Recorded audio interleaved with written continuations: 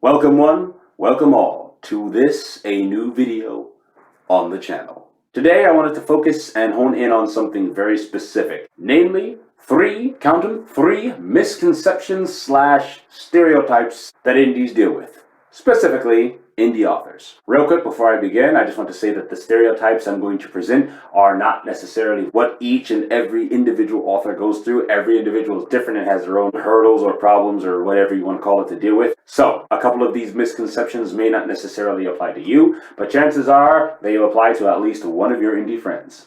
Also, these misconceptions are not placed in any specific order necessarily, as in number 1 doesn't necessarily in this case represent the greatest of them all, and number 3 doesn't represent the least greatest of them all. It's just for your convenience and mine. Let's get into it. Number 1, the creation and release of our content is for hobby alone.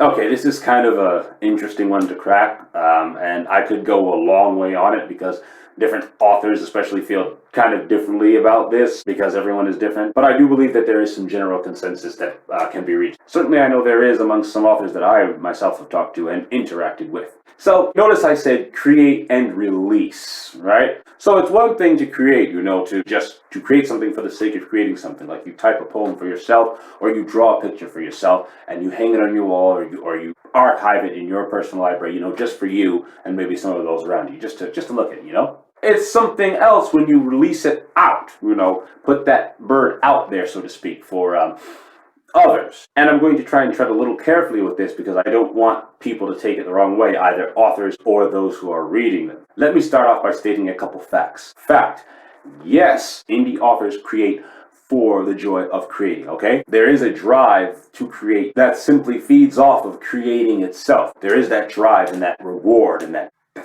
fuzzy feeling. And there are plenty of authors that's what they do. That's their joy and the purpose to which they have assigned themselves. Creating content just to share, just to give out and give away. And that's awesome. I think that's fantastic. I've learned a whole lot from authors and creators that did that. I mean, I'm doing that right now. But indie authors have to eat too. We just do.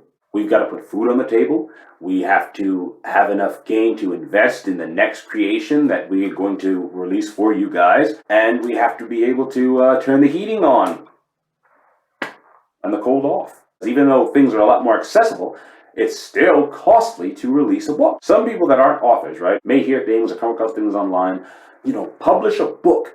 Publish your book completely free. Publish your book free, absolutely free.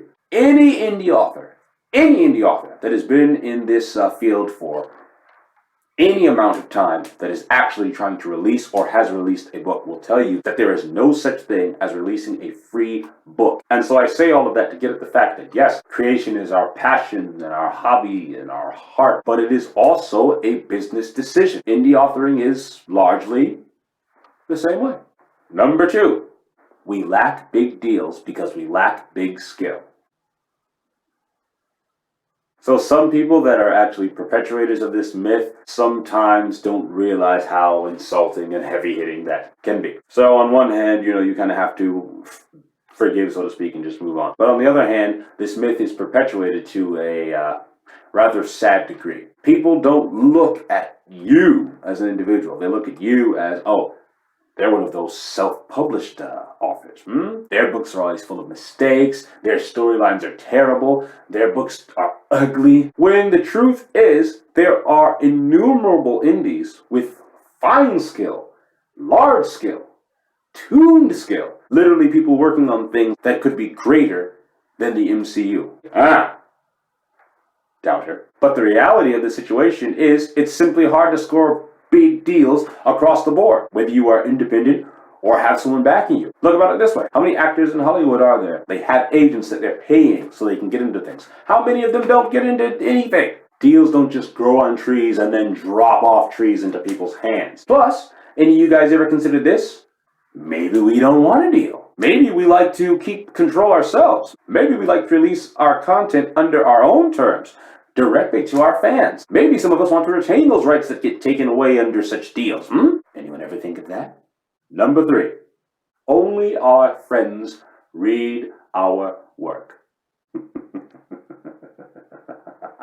If only some of you guys knew, not you indies, I know you know, I mean the non-indies, just how many of us have no friends and family that read our work.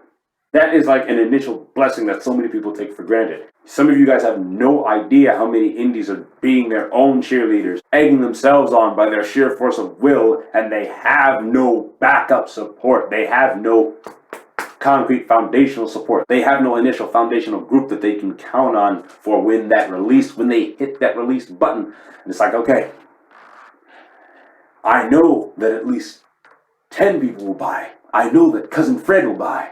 Uncle M, he'll buy. Darla down the road, she'll buy. We've been friends since high school. I know she'll buy. But even let's just put that aside. Let's go with the other side of the coin.